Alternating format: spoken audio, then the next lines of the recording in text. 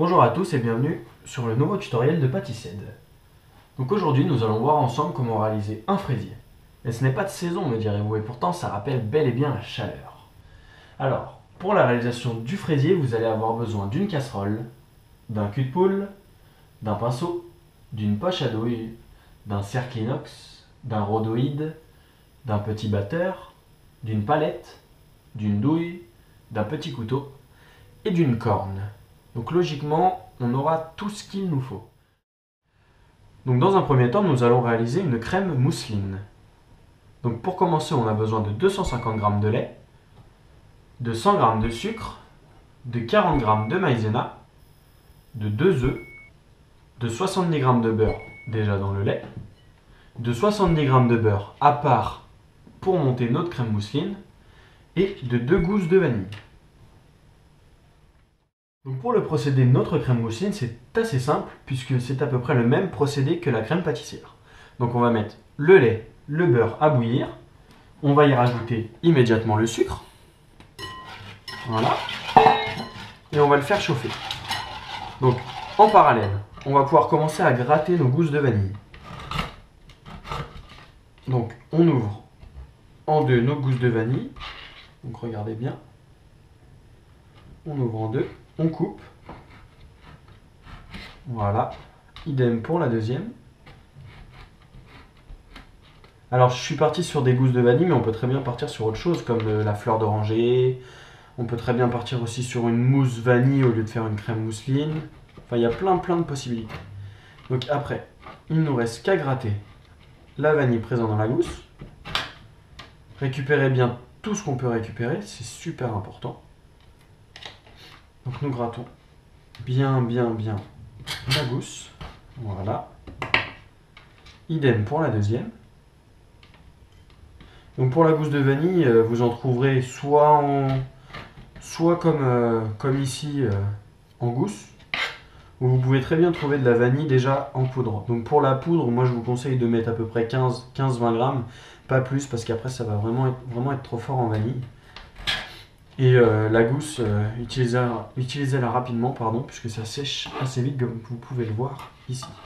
Donc, toute la vanille que l'on a eue dans nos gousses, on le met dans le lait. Et c'est ce qui va donner ce petit goût subtil de vanille. Et voilà. Donc on se rejoint quand le lait bout.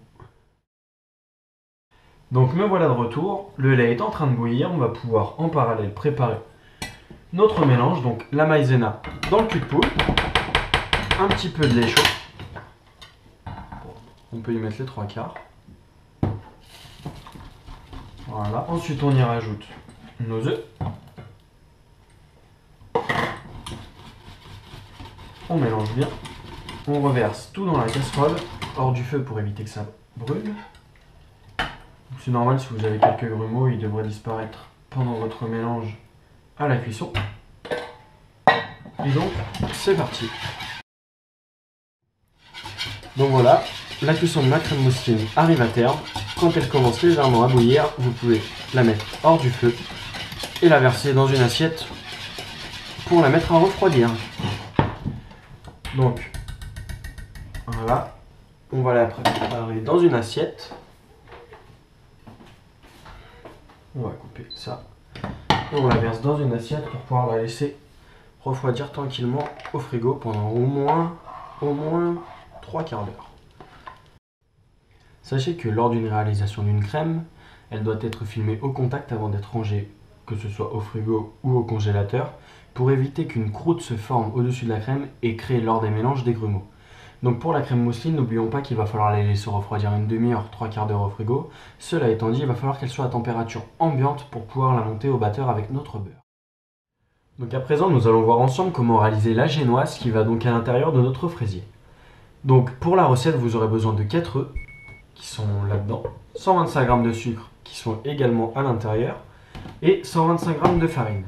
Donc les œufs et le sucre, ils sont mélangés dans votre cube qui sont placés sur un bain-marie, donc une casserole d'eau qui va permettre de chauffer notre cube et donc son contenu. Donc l'idéal, ça va être de le chauffer à peu près 40-50 degrés. Donc pour ceux qui n'ont pas de thermomètre, pour savoir la température, il suffit de mettre son doigt à l'intérieur. Et une fois que ça commence à piquer légèrement le doigt, ça veut dire que c'est à peu près à 40. Donc voilà, on se rejoint lorsque la température est à peu près à 40-45 degrés pour vous montrer la suite de la réalisation de la génoise. Donc me voilà de retour, le mélange est à peu près à 40 degrés. Quand je trempe mon doigt à l'intérieur, ça brûle légèrement. Donc à présent, nous allons pouvoir le mettre dans le batteur. Donc directement, on l'essuie et on le met dans notre batteur qui est ici. Et nous allons le monter avec un fouet. Donc le mélange, ça va durer à peu près 10 minutes à vitesse rapide. C'est parti! Donc voilà, la génoise est prête. Il va falloir maintenant y ajouter la farine. Donc on va avoir besoin d'une maryse, j'avais oublié de le préciser tout à l'heure. Donc on va pouvoir effectuer notre mélange. Donc juste avant, je vous conseille d'allumer votre four pour le préchauffer à peu près 200 degrés. Et maintenant, nous allons y ajouter la farine. Donc on ajoute les 125 g de farine dans notre génoise. Donc je rappelle, ce sont des œufs avec du sucre que nous avons chauffé à peu près 40 degrés, que nous avons fait monter au batteur. Et à présent, nous y rajoutons 125 g de farine. Donc voilà, il n'y a pas besoin de mélanger plus. Là, le mélange est plutôt homogène. Donc c'est parti, on va pouvoir y ajouter notre génoise. Donc pour la quantité de la génoise, c'est vraiment léger. Donc on y ajoute, on remplit à peu près un petit peu moins de la moitié de notre cercle, puisque ça va énormément gonfler. Et après, on attend que notre four soit chaud pour enfourner à 200 degrés. Alors l'idéal, c'est bien évidemment que ce soit bien lisse partout. Et comme ça, on aura un résultat top qualité. Donc voilà, à présent, nous allons pouvoir enfourner notre génoise à 200 degrés dans notre four pendant approximativement 10 minutes. Là, la quantité est à peu près au quart du cercle. Donc ça devrait normalement développer jusqu'à la hauteur du cercle après cuisson. Donc comme j'ai tendance à répéter dans toutes mes vidéos, attention à la cuisson. Bien évidemment, ça dépend de la modernité de votre four. Ça peut durer 9 minutes, comme ça peut durer 11 minutes ou encore 15 minutes. Je ne suis pas à la place de votre four, je ne peux pas savoir combien de temps ça va cuire.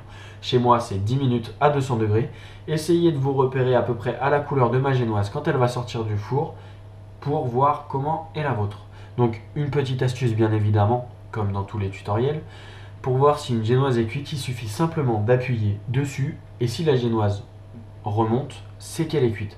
Quand je dis appuyer, c'est bien évidemment légèrement dessus et normalement l'enfoncement que vous créez est censé remonter. Donc voilà, c'est parti, on l'enfourne à 200 degrés pendant 10 minutes. Donc voilà, ma génoise est à présent cuite, donc elle arrive à peu près aux 3/4 du moule, non pas tout en haut. C'est pas plus mal car finalement elle ne veut pas être trop épaisse, donc ça c'est nickel. On va pouvoir maintenant la mettre au frigo pour qu'elle refroidisse bien pour faciliter la découpe. Et juste derrière, on va enchaîner sur le sirop et on va pouvoir monter notre mousseline avec notre beurre. C'est parti! Donc pour notre sirop, nous avons dans la casserole 50 g d'eau, 50 g de sucre et une demi-cuillère à café d'arôme vanille. Donc attention, c'est bien important de ne pas trop en mettre. Donc là, ce qu'il va falloir, c'est le porter à ébullition. Donc tout mettre à bouillir. Et une fois que ça bout, on va pouvoir l'arrêter. Donc j'ai mis de l'arôme vanille. On peut très bien partir sur une arôme fleur d'oranger ou sur du sirop de fraise pour imbiber notre génoise. Moi, je suis parti là-dessus parce que je trouve que la vanille, c'est très très bon et que ça s'associe parfaitement bien avec le fraisier. Donc c'est pour ça que j'ai choisi la vanille. Pour notre crème mousseline, je viens de mettre dans la cuve la crème mousseline que nous avons réalisée ensemble tout à l'heure. Donc elle est, comme je le disais, c'est très important, à peu près à 20-25 degrés, donc température ambiante. Et j'y ai rajouté les 70 g de beurre que j'ai coupé. Donc à présent, on va pouvoir la mettre à tourner dans notre batteur. Il va falloir qu'elle monte. Et on se rejoint une fois que c'est fait pour que vous voyez à peu près la consistance qu'elle a. C'est parti! Donc voilà la consistance de la crème mousseline désirée. pas trop ferme, pas trop liquide, juste ce qu'il faut.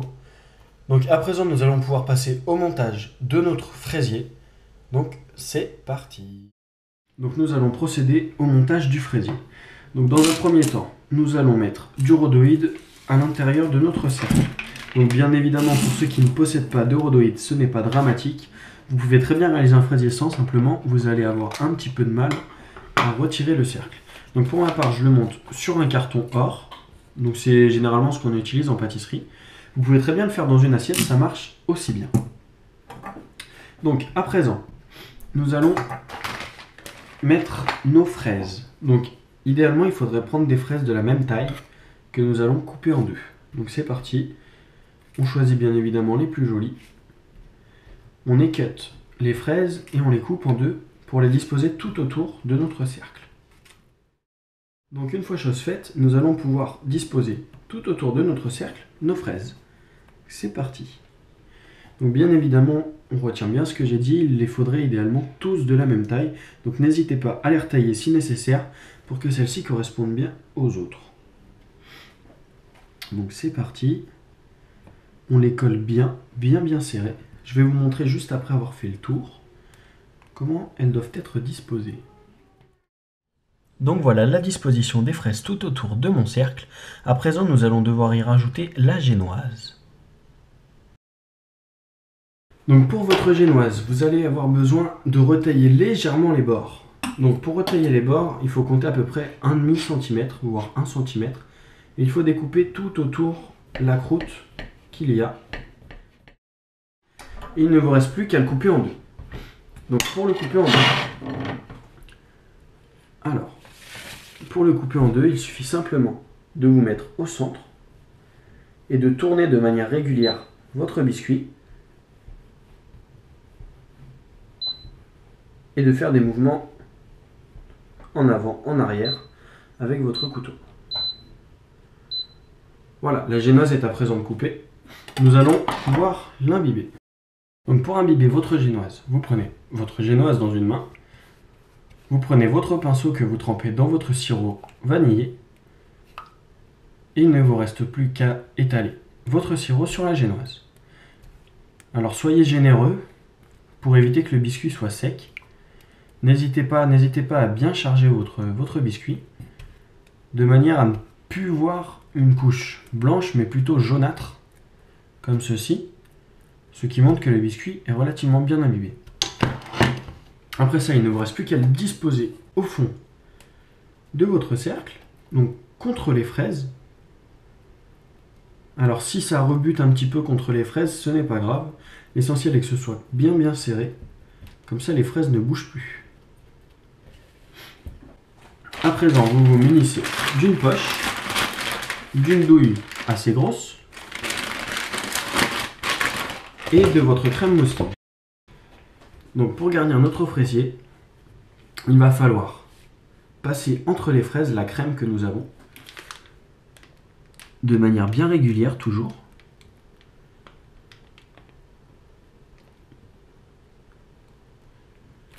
Et en disposer légèrement au milieu, comme ceci. À présent, vous allez devoir vous munir d'une palette pour rehausser les bords. Donc voilà à quoi doit ressembler votre fraisier avant de vous munir de votre palette. À présent, il va falloir remonter les bords pour bien masquer tout le tour de votre cercle. Comme ceci. Et de manière bien régulière. C'est parti. Une fois les bords bien remontés, même manipulation que pour la première génoise, il vous suffit de l'imbiber généreusement. Voilà. Et une fois que cela est fait, vous la mettez de côté dans une assiette. Et nous allons pouvoir mettre au milieu de notre fraisier nos fraises. Donc pour les fraises, bien évidemment, vous les équeutez. Et vous les coupez en 2 ou en 4. Et une fois que c'est fait, il ne vous reste plus qu'à les disposer à l'intérieur de votre fraisier. Voilà un fraisier bien garni de fraises. Et à présent, nous allons pouvoir mettre un petit peu de crème mousseline, notre biscuit, et recouvrir une dernière fois de crème mousseline. et à réserver au frigo. Donc pour la crème mousseline, c'est bien évidemment de manière très légère. Un tout petit tour avec un tout petit peu de crème, juste histoire de coller notre biscuit. Donc pareil, étalez bien avec votre palette, bien partout sur vos fraises, comme ceci. Et à présent, vous pouvez y ajouter votre biscuit. Donc pour finir, nous y rajoutons le reste de notre crème. Voilà. Donc mettez tout au centre, hein, ça ne pose pas de souci. Et il ne vous reste plus qu'avec votre palette de tout relisser. À présent, vous pouvez le mettre à refroidir au frigo et on va le terminer avec une petite couche de pâte d'amande. Donc voilà, pour terminer le fraisier, j'ai mis une légère couche de pâte d'amande rose par-dessus.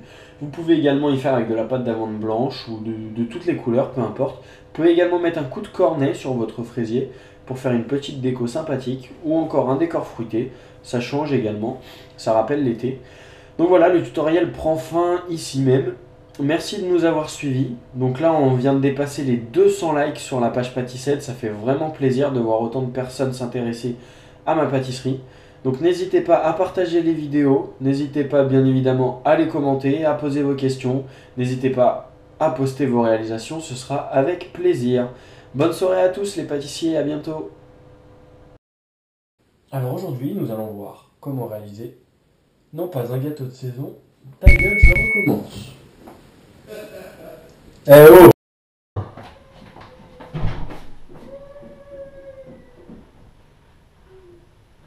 Elle va niquer mon truc. Foiré, ça te fait rien. T'as de la chance d'être chez toi, moi je te dis.